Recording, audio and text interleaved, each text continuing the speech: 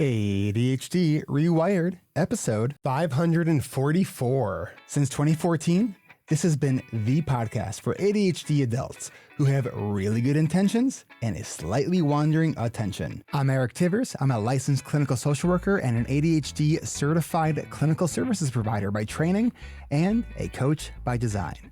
I'm your host, and I have ADHD. ADHD Rewired is more than just a podcast. You can learn about our coaching and accountability groups, our virtual co-working community, and more, all at ADHDrewired.com. We are wired for connection, and you are not alone. Learn more about our offerings, including our monthly live Q&As, get additional resources for every episode, including links to any resources we mention on today's show. You can support us on Patreon, sign up for our email newsletter, and more, all at ADHDrewired.com. And if this is your first time listening, welcome. Don't forget to hit subscribe or follow on your podcast app so you never miss an episode. We know that starting is the hardest part, so let's get started.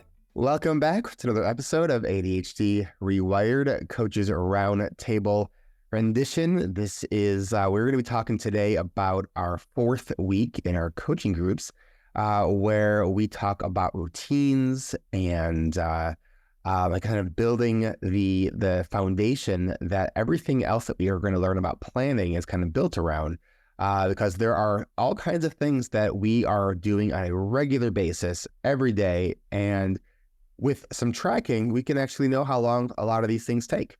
So we're going to be talking about that. So I'm joined by coaches Kristen Martz and Brian Entler, and as you I'm sure could probably hear in my voice, I'm a bit under the weather today. So let's hopefully the cold medicine hasn't gone too much to my head, and we can have another really, I think, impactful and packed conversation in a short period of time. So Kristen and Brian, hello. Hello. Hey. All right. So how have things been going in your groups around conversations around routines? Oh, routines are always something that seems like people are always excited about it, but also intimidated by it, because how many of us can relate to the statement of, we've tried to do routines in the past and then they inevitably break down and we think, oh no, like there's it's inhibiting us from trying to emotionally invest in doing it again. So people are excited about it, but then we run into that kind of kickback. But I like to bring that right out in the open. Let's make that part of the conversation, because I like, as I always like to say, if our program is 10 weeks long, but if it was 10 months long or 10 years long, we would still have ADHD at the end. And part of the practice is starting routines and then learning how to restart and reboot them after they inevitably break down, and having the resilience. And actually, resiliency is what's coming up in future weeks. But right now, we like to frame it. We start with building, talking about habits and routines, the difference between them. And we frame it in the context of sleep management, nighttime and morning routines, because we like to workshop with real life data and everyone can relate to that. And sleep management is such a huge, huge issue for all ADHD folks. So setting the stage, that's what we do. We talk about habits and routines, and we do it in the context of nighttime routines and morning routines. And a lot of people really like to resonate with this because it relates to everybody. Everybody has a story to tell about their sleep management. Lots of stories to tell about sleep management.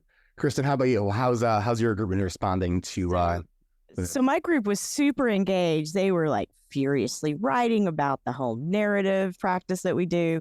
And I think one of the things that's already coming out as shares from them is like the distinction between, oh, I have trouble falling asleep, not necessarily getting in the bed. Now that I'm setting up routines and trying to practice that, I'm noticing I also have actually going to sleep problems, so it's helping them kind of distinguish that a little bit, it can be very nice, because then you can address medical issues around that sort of thing too.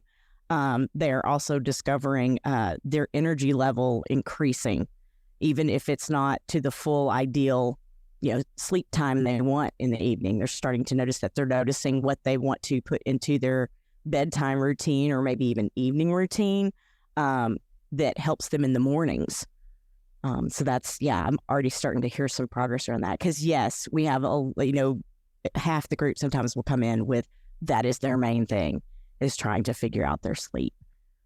And in the context of that, I see a lot of light bulbs go off in my section when people we make the intuitive connection between the concept of executive function and sleep and how they are related. And in every situation, in many contexts, we have the tendency to internalize our differences in the way our executive function works as as defects of character or our character quality. We don't have enough willpower to go to sleep when we want to.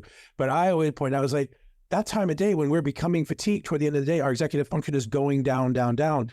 Our ability to actually execute the tasks related to going to sleep. And I'm so guilty of this, but I've come a long way with my sleep management, but I'm still not there. But I always framed it as like, I feel like I forget to go how to go to sleep. I have an epic transition failure where I'm like, oh, it's time to starting my nighttime routine. But I get caught up in a transition. I end up, watching TV and then falling asleep on the couch and waking up with the lights still on at 2 a.m.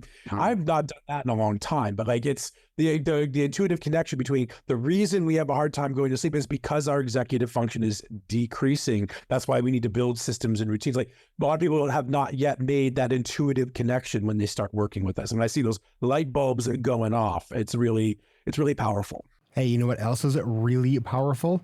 Our coaching program. You know what makes that even more powerful is when you sign up during early registration, and we have our second of 3 early registration events this Thursday, May 23rd at 2 p.m. Pacific. That's 5 Eastern.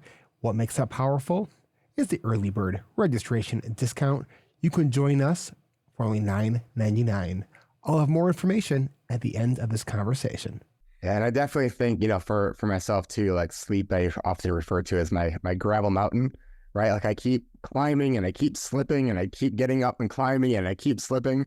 And because it is like the EF there's so many like little kind of micro steps involved in that, like getting to bed, that it really can be challenging. And I sort of like catch myself and watch myself like doing my routine. I will literally just get like stuck. Like I'm like standing in the bathroom, like not even knowing what the next step is because I'm just drained.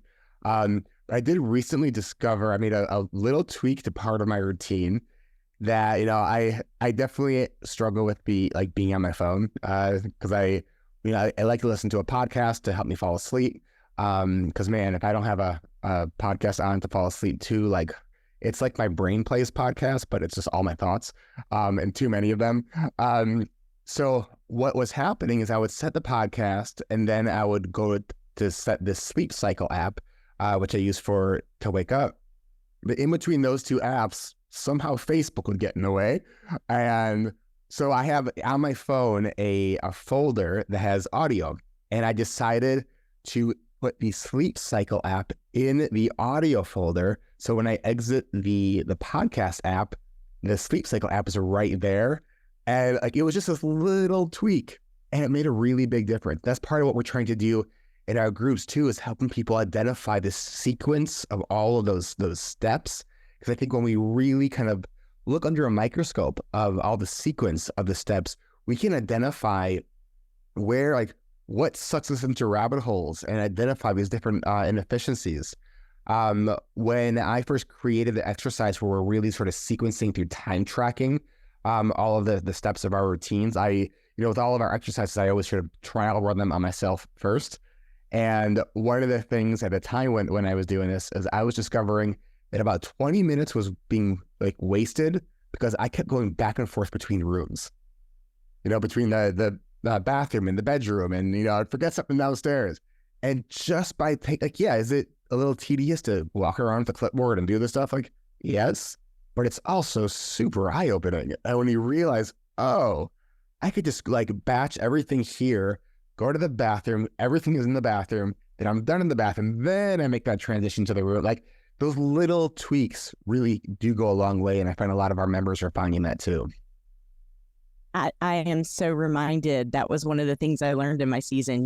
You said one day, and this is going to get into Brian's, one of his phrases he likes, is every time you pass through a threshold, there's an opportunity for distraction. That's These right. come together today. And it was like the biggest aha for me. Because I still struggle with my evening routine. I've been trying to use a lot of engineered urgency by planning things early in the morning that gives me more of a why. to get into the bed. So at least I'm getting into the bed. I'm not necessarily tucking away and going to sleep, but I'm getting into the bed at an earlier time. So it's a good start. What are you finding with your members in terms of this very common sort of cognitive sort of resistance of, but nighttime is when no one bothers me and I love the nighttime.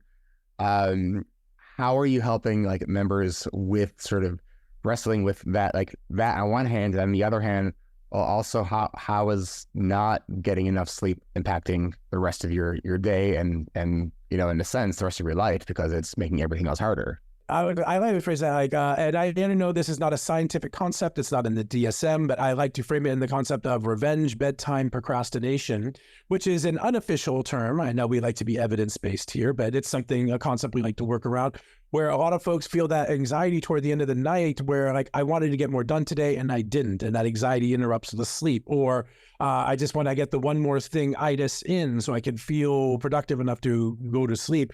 And that actually works to get us counterproductively. And it's like that emotional connection between, oh, it's time to go to sleep, but I'm not ready for this day to be over yet. That's a very, very real thing. And whenever I describe that concept to people who haven't heard it before, I see a whole lot of light bulbs go off. So yeah, that's definitely something to work through. Many of us don't think about it that way. And I also find there's a lot of emotional resistance to it too, because when people think, oh, I have to make a bedtime routine. I mean, I'm an adult. I don't need help going to bed. That seems so silly to me. It feels like, oh, some people feel a little bit vulnerable about it. And I actually had people voice that. I'm like, I feel like there's something wrong with me if I need assistance to do something basic, like we perceive as being basic and going to bed. And in my eyes, I was like, oh, it's time to pull back and let's reimagine, let's re-engineer this, because that is a good inherent in that judgment is this is something I should be able to do without having to put effort into it. That is when we are unconsciously maybe comparing ourselves to other people, maybe comparing ourselves to neurotypical people and using that as our guide for if we're determining there is a should here, how we should be going to bed. Let's back it up and say like we are fundamentally different on a biological level. That's why we need not beat ourselves up about not behaving in the same way. And it may feel like, oh, I don't need help with this, but like maybe we do, and that's okay. Yeah, it's funny. One, I don't know if I share this with you, with some of the things I've been thinking about around eventually doing a kind of retreat. One of the things I would love to be able to do is have people who would come to the retreat have the option to sign up for bedtime support, which is because like I think about myself when I go to like the ADHD conferences. It's like I really know that I need to get to bed at a reasonable hour. And when you're surrounded by so many ADHDers, the brain is just being bombarded by dopamine and one more thingitis, and it's like I end up getting to bed way too late, and it's like, how much would it be worth to me to actually like have someone who would say, okay, Eric, you're done for the night. Let's go upstairs. Let's get yourself ready for bed. And like, that would be a really valuable service for me. And so this idea of like, you know what, it doesn't matter what it looks like. Do what works. And that's one of the things we really try to impart on our members is sort of letting go of this judgment that we tend to have about the things that are helpful, right? It's like, it doesn't matter what it looks like. What matters, what works, right? And I think where we build confidence from is letting go of the judgment and radically accepting what we need and owning it and being actually proud of the fact that this thing works for me. I don't care if it's ridiculous. It works. What else? What else as far as, so we talked about routines. Well, I wanted to answer that other question because this is one of the hugest, I mentioned a minute ago, it's the hugest struggle for me. And some of the things I've discovered is some of the things that have become kind of aha or just sort of processing as I've been coaching. So one of the things I offer and practice for myself is the idea behind some of that bedtime revenge procrastination concept is the idea of not only not getting interrupted, but not doing something fun for me. So I invite the members to think about, well, what would it be like to schedule 15 minutes of fun for yourself throughout the day? Break that mold of where things are supposed to go during your day. Think about what kind of career you have. Do you have flexibility to change up what your start time is in the evening? That's helped me some. And then the other thing I try to provide is I have learned that I have longer on ramps. So that transitions. Some people, mainly neurotypicals, I imagine, go, oh, time for bed. Okay. Write that last few words of that sentence in, boom, or watch the end of that show in, boom. I can't do that. I need to know, oh, it's time for me to start thinking about going to bed. And then in 15 minutes, I know I'll get a 5-minute warning. And then, yeah. So that's another thought about it on my end. And those are some of the things that I try to offer and have conversations around with them. Oh, yeah, that's something I discovered when I think I might have been in the season I was adminning for Kristen. I did a whole thing. I'm going to workshop my sleep routine for the whole thing. And I discovered something similar. I called it the speed bump, where I thought, like, you go 100% up until 11 p.m. and then turn the lights off and we're just going to go to sleep. But I realized, actually, no, I have to start slowing my brain down well before that. It's kind of like when you're driving a freight train, you don't wait till you get right up to the station to slam on the brakes. You start braking slowly a couple miles away so you can slowly reduce the energy. I realized my bedtime routine, whether or not I change technically starts at 9. And then I slowly give myself enough time. I reduce stimulus over the time to let my brain naturally come to a stop right around 11. So that's something I discovered. I normally, if it said, oh, you're going to start getting ready for bed for 9, I'd be like, that's way too early. But then I realized, oh, it really isn't. And then it's not even like I have to get in bed and pull the covers on and turn the lights off at 9. It's that's when I turn the TV off. That's when I start turning off the lights in my home. That's when I stop. I don't do any exercise after 9 o'clock, or I only do soothing wind down things. That's when I do my ritual. I'll take my sleepy time, my big mug of sleepy time tea, and take my sleep supplements at 9. I don't wait till I'm trying to actually go to bed to start doing those things. So backing it up ahead of time. But that's something I never would have thought of if I hadn't been really examining it and workshopping it. And, one of the things that we do too as part of helping our members is not just looking at the sort of structures of the routine, but also looking at what are the thoughts that we're having as we are engaging in that routine. And one of the exercises we do, and we offer our members kind of a choose your own adventure on how to approach it, from writing a sort of a story or a narrative, or they can do it as a storyboard with speech bubbles and thought bubbles, where the idea of, all right, so the alarm goes off to get ready for bed, and our immediate thought is, oh, I don't want to do that, right? Okay, let's capture that thought and then explicitly actually write out, or how do we actually want to respond to that thought now, instead of just going into that automatic, what we have typically done, and we listen to the I don't want to, right? Is how do we sort of override that through one, compassion about those kinds of thoughts, and understanding that those thoughts are those are our habits right now. When the alarm goes off to go to bed and our immediate thought is, I don't wanna, that's a habit. It's a very well-established habit. And we can't just get rid of something that's well-established, but what we can do is make new connections that attach to the old habit so we can build on a new routine. Wouldn't you agree? It's also, though, we talked about the executive function and how it connects.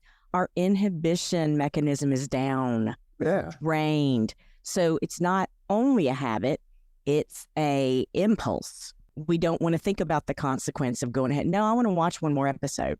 Oh, and the funny thing, it's we talk about thinking about the consequences. Intellectually, I always know my tomorrow self is going to appreciate me going to bed on time. But there is some communication breakdowns between the emotional part, where it's my nighttime self has a really hard time feeling how my tomorrow self is going to feel. And I wish that I had that magic sauce to be okay, I can intellectually know it and feel it, because to me, the only time I'm actually emotionally motivated to get to bed early is when I don't feel good. And I wish that wasn't the case. I wonder if we offered, it's almost too the nighttime self doesn't give a fuck, basically, about the morning or the tomorrow self. And why, maybe that could be a practice, a journaling prompt. Why could we give the nighttime prompt that would inspire it to cooperate a little more? It's fascinating when we start to really sort of examine all the things that we do on a regular basis, by really looking at the structures of our routines. That creates the foundation for the rest of our planning, especially with our days and our weeks, which is exactly what we talk about during week 5 in our coaching groups, which we will talk about next week, because we are keeping these short, and we're on a roll here with actually keeping these like in the 20-ish minute range. So go us for being on top of it. Any final thoughts? Kudos on that segue, Eric. Solid. Yeah. All right, I'm going to go take some more cold medicine, and we will catch you back here next week. Bye, everybody. I really do hope that you've been enjoying our Coaches at Roundtable series, and it's been giving you some deeper insights around the types of things that we support our coaching members with. I know it seems like summer might be far away, but it's not. But that's why we want to give you the incentive, dear listener, who may be interested in joining our coaching program. We want to incentivize you with an early bird registration discount. You can join us for only $9.99.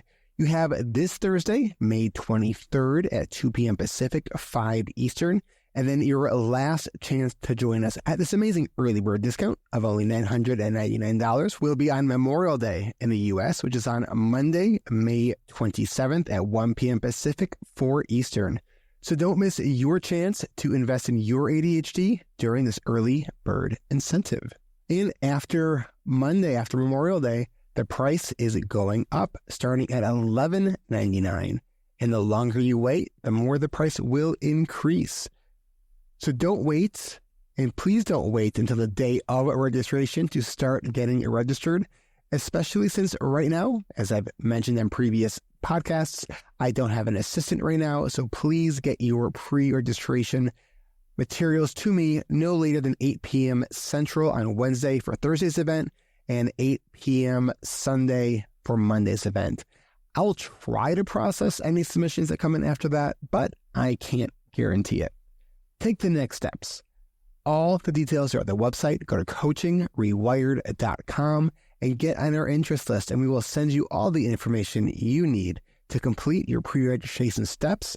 And we also have a bunch of really great emails queued up when you sign up for that email interest list. And do you work better when someone else is working with you? I know I do. That's why I created Adult Study Hall at adultstudyhall.com, the virtual co-working community for adults with ADHD, with both guided sessions as well as our 24/7 quiet co-working room that I've actually been in a lot lately. Come work with us, come co-work with us. And this is a great week to join because this Friday, May 24th at 11 a.m. Pacific, 2 Eastern, I'll be hosting our monthly Pomodoro dance party.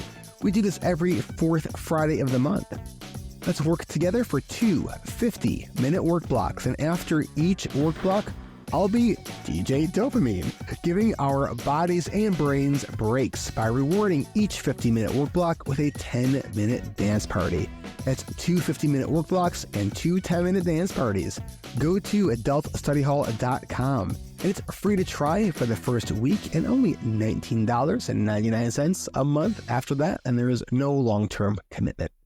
And did you know that the members of our coaching groups and our alumni get access to all of the Adult Study Hall sessions that we have? And if you've been listening to ADHD Rewired for a while and you continue to get value from this podcast, please consider becoming a patron by supporting our Patreon page. As I know I've been sharing in recent weeks that I recently went from 70 hours of paid administrative support to 0. So if you find a value in this podcast and want to ensure that we can continue to create content like this week after week that comes out on a regular basis, your support on Patreon has really never been more critical to our mission. Having a podcast editor for weekly episodes runs a little bit more than $500 a month. Your support can help me hire a new editor, which I really, really need to do. And would also be very helpful as I'm trying to recalibrate some things here at ADHD Rewired so I can continue supporting the ADHD community in a sustainable way. Also, next Tuesday, May 28th, I'll be hosting our monthly coaching call for patrons who give $25 a month or more. We do it at 1 p.m. Pacific, 4 Eastern, every fourth Tuesday of the month. Go to ADHDrewired.com/Patreon to join us. And as always, sharing is always caring. If you know someone who you think would like this episode, please share it with them. And if you like it and you've liked lots of our episodes and you haven't yet left us a review, please kindly go open your podcast app if it supports reviews, and most podcasts app do. And leave us a review. It really does help it get in front of more earballs. All right, friends, we will catch you back here again soon. Until next time.